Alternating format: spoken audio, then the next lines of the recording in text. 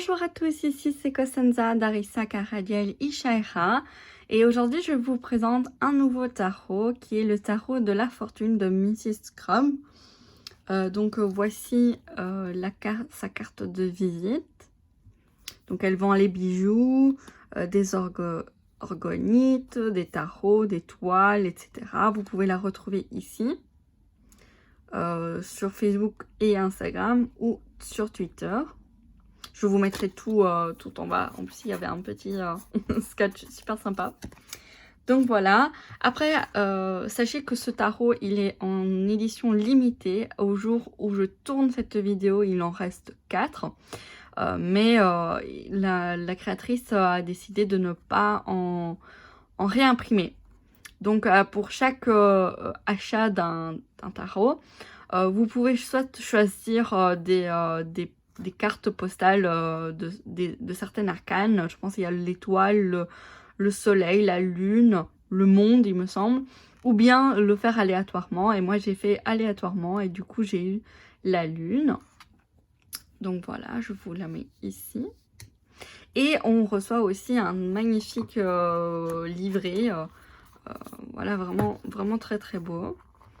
Donc on va le parcourir ensemble. Oh, j'avais oublié que c'était dédicacé. Oh, c'est trop beau. Donc on retrouve l'introduction. Pourquoi le tarot de la fortune? La structure du tarot. Les arcanes, du coup, elle vous explique. C'est vraiment un livre qui est parfait pour les débutants, pour débuter. Les couleurs, vous voyez. Ça, c'est super intéressant parce qu'en fait, il regroupe un peu le Marseille et le Rider-Waite. Vous allez voir avec les cartes. Donc, vraiment, les arcanes majeures sont issus du Marseille et les arcanes mineures sont issus du Rider-Waite-Smith. Du coup, dans le Marseille, les couleurs sont importantes. Et du coup, elle reprend ici les couleurs. La numérologie. Comment utiliser le tarot. Les cartes à l'envers ou à l'endroit. À quoi répond le tarot. Poser une question générale, spécifique. Les arcanes mineurs, donc leur cheminement. Super intéressant. Voilà, on retrouve différentes choses. Et pour voilà, les arcanes majeurs, on retrouve pour toutes les cartes, hein, c'est comme ça. Pour les arcanes majeurs, on retrouve ici le numéro, le nom. Une espèce de petite idée, lance ton projet, agis, fais-toi plaisir, crée. Des mots-clés liés au tarot, à l'arcane. L'astrologie, la carte, donc ici à l'explication, la description de la carte, les aspects positifs et les aspects négatifs. Il me semble la seule chose qui différencie les arcanes majeurs aux mineurs, c'est cette idée d'astrologie. Ouais. Et du coup là on passe aux mineurs et on n'a pas l'astrologie. On a juste la description de la carte avec l'aspect positif et les aspects négatifs. Du coup c'est vraiment hyper complet et ça c'est la même chose pour toutes les cartes. Puis on a des modèles de tirage. Tirage de la semaine, du mois, de l'année, tirage anniversaire, modèle de tirage selon le domaine affectif, psychologique, spirituel, matériel, intéressant, aperçu de ses propres qualités, de ses propres ombres, très très intéressant. Ressources bibliographiques. Ah oui, ça je l'ai effectivement, je me le disais bien. Du coup, ça c'est super intéressant parce que vous pouvez aussi aller voir vous-même ces livres. Puis qu'est-ce qu'on a? Voilà les coordonnées. Du coup, elle a deux Instagram, Tarot de la Fortune ou Mrs. Scrum. Donc voilà, ici, elle propose aussi des challenges avec son tarot. Du coup, c'est super intéressant. Et des remerciements, voilà. Et une petite citation. Du coup, ça, c'est la deuxième édition. Et c'est intéressant, ça. C'est imprimé en France. Du coup, ça, c'est super. Et voilà. J'aime beaucoup, beaucoup. C'était vraiment un coup de cœur. Alors, les cartes viennent dans une tack box qui... J'aime pas trop les tack box, mais apparemment, elles semblent solides. Voilà. Du coup, je vous montre un petit peu. Voilà. Et le dos, j'adore cette phrase, cette citation, disons. Comme autant de clés, 78 cartes comme autant de clés pour ouvrir les portes sur soi et sur le monde. Terre, feu, eau, air, ce qui est en haut, pardon, comme ce qui est en bas. Et du coup, ça me parle beaucoup parce que si vous me suivez sur Instagram, dans ma pratique, j'utilise le as above, so below, as within, as without. Du coup, que ce tarot a cette citation, c'est comme si c'était destiné qu'il devait venir dans ma collection. Et du coup, cheminer du battleur jusqu'au fou en passant par les étoiles. J'aime beaucoup, beaucoup. Du coup, je vais le mettre ici. Et du coup, bah, bien sûr, les cartes. Donc, je pense que je vais les colorier. Ce qui est intéressant, c'est que les cartes sont gloss. Du coup, et vu que c'est noir ici et noir ici, ce sont les cartes parfaites pour éventuellement colorier et customiser. Parce que si vous bavez, ça se voit pas trop. Du coup, c'est génial. Donc, vous voyez, les cartes sont quand même de taille petite. Je vais prendre... Hop, attendez, hein. Une carte traditionnelle, ça c'est mon tarot de tarot. Vous voyez, elle est quand même plus petite. Voilà, j'ai pas avec moi. Ouais, j'ai avec moi. Et les tailles mini traditionnelles, comme par exemple, vous voyez le Nicoletta Ciccoli mini, elles sont quand même un peu plus grandes, il me semble. Oui. Du coup, elles sont quand même plus grandes des cartes mini. Sur Instagram, je vous avais mesuré. Du coup, elle mesure 6 cm, non, pardon, 6 cm sur 10,5. Hop, je vais mettre ça ici. Ou ici, je sais pas. Voilà, je cherche avec vous. Voilà, c'est mieux. Alors, du coup, voilà, ça c'est le dos, du coup, du violet, du bleu, magnifique, du doré, magnifique. Alors, on commence du coup par le battleur, comme dans le Marseille. On retrouve, au final je vais mettre ça ici, on retrouve le numéro en chiffres arabes et en chiffres romains. On retrouve aussi le signe du zodiaque, les planètes et tout associé à la carte. On retrouve vraiment quand même une imagerie très Marseille pour les arcanes majeures, comme elle a expliqué. Et du coup, ici, on a le battleur. Hop, comment je vais m'organiser? Hop, voilà. Voilà, voilà. Hop. Ça, c'est de l'organisation que j'ai pas.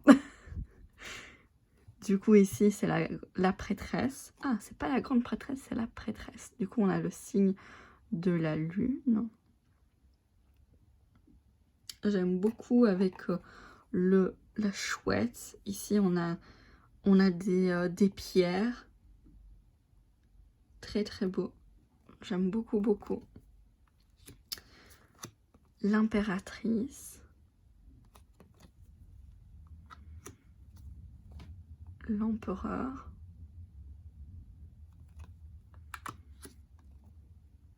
Le hiérophante. Très, très... Là, c'est plus c'est traditionnel Rider-Waite quand même. Le nom hiérophante au lieu du pape. Et d'ailleurs, la prêtresse aussi, ouais, c'est la prêtresse et pas la papesse. Du coup, il y a eu une modification du Marseille traditionnel. Les amoureuses, hein, intéressant. Ah, c'est super intéressant ça. Du coup, on a soit eux deux, ils sont ensemble, soit eux deux. d'accord. Le chariot. Hop. Ah, du coup, la justice, comme dans le Marseille, elle est en position 8, parce que le Marseille est vraiment lié à la numérologie, et la justice, elle est liée au 8, je sais plus exactement pourquoi, mais voilà, je sais qu'il y a une vidéo très intéressante de Netzach, je sais plus quoi, je vais le mettre en dessous de la barre d'infos, qui a expliqué les différences entre le Rider-Waite et le Marseille, et c'était super intéressant. Si je m'en rappelle, je vais mettre le lien de la vidéo en bas. Ici, c'est l'ermite, avec le signe du Capricorne. Hop. La roue de la fortune.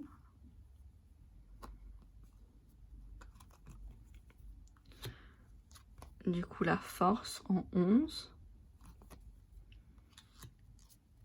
Le pendu. La mort ou l'arcane sans nom, qui est vraiment très traditionnel Marseille. Qui regarde vers la droite et tout. Il faut de certains codes. La tempérance. Le diable.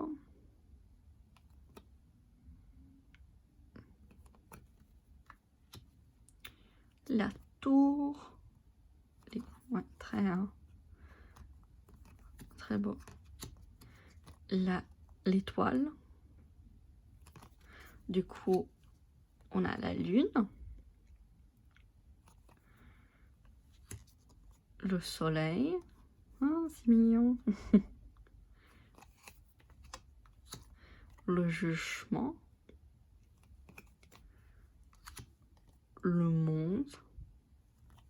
Et derrière, on a le fou. Je me demande pourquoi il regarde vers la droite. Est-ce que c'est parce que c'est lié au futur? Et pourquoi alors le Rider-Waite il regarde vers la gauche, qui est lié au passé en fait, en psychologie. La partie gauche, c'est tout ce qui est du passé, partie droite, tout ce qui est du futur. Intéressant. Hop. Je ne sais pas si elle va l'expliquer dans le livret. Pour les mineurs, donc, du coup, on a ici l'As, et en bas, on a le titre, la suite correspondante, donc l'As d'épée, des épées. Et voilà, ici, comme je vous disais, on retrouve un peu les représentations du Rider-Waite, qui sont beaucoup plus faciles à lire, en fait, intuitivement, par rapport à Marseille, où il faut vraiment connaître les explications des cartes. Donc ici, on a de nouveau le chiffre arabe et chiffre romain, et puis on chiffre en lettres. Du coup, épée. Du coup, on ne peut pas se tromper. Si on ne sait pas lire les chiffres romains, bah on sait lire, j'espère, le chiffre arabe. Et sinon, il y a aussi les lettres. Du coup, on ne peut pas se tromper. Et puis, il y a quand même la représentation d'épée ici. Hop. Le 3, très intéressant. C'est pas traditionnel, mais j'aime beaucoup. J'ai l'impression ici que c'est un compas avec un livre. Intéressant. Le 4. Celui-ci est vraiment très traditionnel. Hop, tu restes ici. Le 5.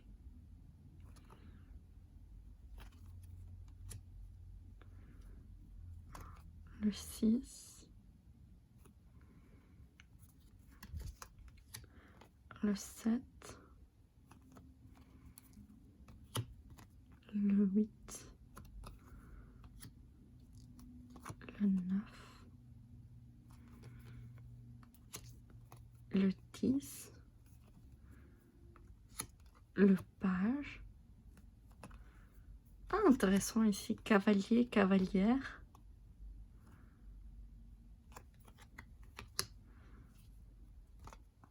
La reine. Le roi. l'as de coupe, le 2, très traditionnel. Mais on a quand même des petites touches Marseille. Hein. 3 de coupe, le 4, le 5, le 6, le 7, le 8, le 9, le 10, le page, cavalier, cavalière, la reine et le roi. Et puis on passe au bâton. Très beau le lion ici. On retrouve ici le symbole. Le 2, intéressant, le choix. Quel choix prendre par rapport à l'aventure? Intéressant. Le 3, on est en train déjà de planifier le prêt à partir en fait. Le 4. Ok. Célébration, quoi. Le 5, la bataille. Le 6, la victoire.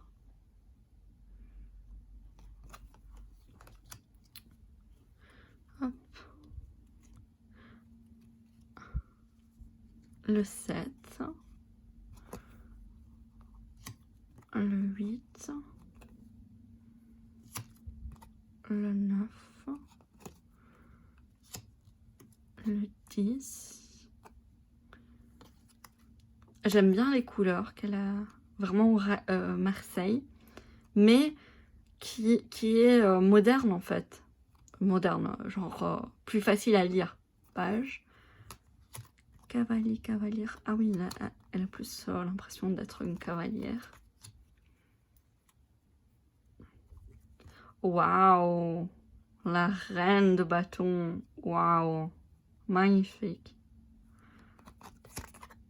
Je dois bouger parce que, en fait, ici, j'ai un truc pour le trépied. Et du coup, je vois rien du tout. Donc, pour voir à travers la vidéo, je dois me mettre ici. Donc, comme ça, vous le savez. Et là, ça, c'est pour vous. Mais du coup, je vois rien. Le roi. Comme ça, vous savez tout. L'as de denier, du coup. Au lieu de pentacle. Donc, vraiment niveau Marseille. Le 2 de denier. Le 3 de denier. Le 4 de denier. Hop. Le 5. Après, on va tirer une carte pour voir un petit peu dans le livret. 6. Le 7. Le 8. Oh, très belle. Oh, j'aime beaucoup. Le 9. Hop. Tout part. Le 10. Le page. Cavalier, cavalière. Oh, c'est beau. Elle est très belle.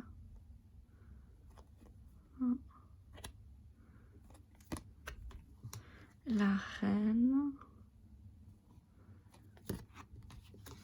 Et le roi. On va voir un petit peu la personnalité de ce tarot avec les cartes pour voir un petit peu la personnalité. Waouh, elle se mélange très très bien. La personnalité de ce tarot. On va choisir 2 cartes. Oui, oui, oui, oui, oui, oui. Hop. Elles sont très glissantes, comme vous pouvez voir. Et ce qui est bien, c'est qu'avec, vu qu'elles sont mini, elles se tiennent très facilement pour ceux qui ont des mains petites, par exemple. Et pas que. Allez, on va voir sa personnalité. Hop. Et on va prendre 2 cartes. Celle-ci et celle-ci. J'avais envie. Hop.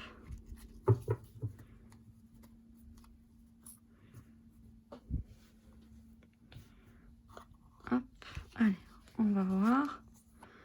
Du coup, c'est la force. Waouh. Et le suspendu. Ah, j'avais pas vu que c'était le suspendu et pas le pendu. Du coup, c'est 2 arcanes majeurs. Bon, on va voir. Hein. Du coup, ça, c'est sa personnalité. Alors, la force. La force, du coup... Ah non, ah oui, bien sûr, la force, c'est en 11. Voilà. Alors, la personnalité de ce tarot, c'est qu'elle libère ce qui a été refoulé. Donc, c'est un tarot qui va aider à faire du shadow work pour retrouver son propre pouvoir. Je vous laisse un peu lire si vous voulez lire un petit peu ce qu'il y a écrit dans le guidebook. Du coup, n'hésitez pas à mettre pause. En tout cas, moi, ce que je ressens, c'est que c'est un tarot qui va, du coup, nous aider à travailler sur nos parts de lumière, en fait, pour nous libérer de nos parts d'ombre. Et le suspendu, lui, du coup, change de point de vue. Et du coup, il va nous permettre de, peut-être si on est trop impulsif, comme moi, il va nous permettre de prendre du temps et afin de pouvoir voir la situation et le problème d'une autre façon. Du coup, je vous laisse aussi ici lire un petit peu, si vous voulez, les mots-clés. Hop. Voilà, ça va être mieux comme ça. Du coup, c'est bien parce qu'on a la représentation, il y a mes chats qui s'attaquent. C'est normal. Hein. Pour ceux qui ont des chats, ils savent. Du coup, ici, on a une représentation en noir et blanc. Et les points positifs et négatifs. Voilà, voilà pour, du coup, la présentation de ce magnifique tarot, le tarot de la fortune. Je suis vraiment très, très, très contente de l'avoir. Et du coup, ne traînez pas, parce qu'il n'y en a pas autant. Donc, si c'est un coup de cœur, c'est pas... Je vous incite pas à l'achat, hein, bien sûr. Mais moi, en tant que collectionneuse, je sais que... voilà, c'est vraiment... quand il y a un coup de cœur, il faut le suivre. Donc, voilà. Oui. Bon, je vous laisse parce que je vais voir qu'est-ce que les diables de la Tanzanie font.